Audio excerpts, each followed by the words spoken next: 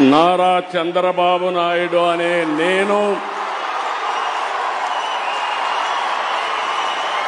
శాసనం ద్వారా నిర్మితమైన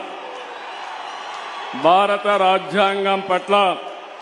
నిజమైన విశ్వాసం, విధేయత చూపుతానని, భారతదేశ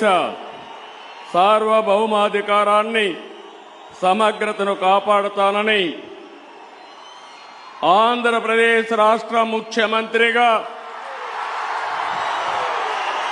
నా కర్తవ్యాలను శ్రద్ధతో, అంతఃకరణ శుద్ధితో నిర్వహిస్తానని, భయం గాని, పక్షపాతం గాని, రాగద్వేషాలు గాని లేకుండా రాజ్యాంగాన్ని, శాసనాలను అనుసరించి ప్రజలందరికీ న్యాయం చేకూరుస్తానని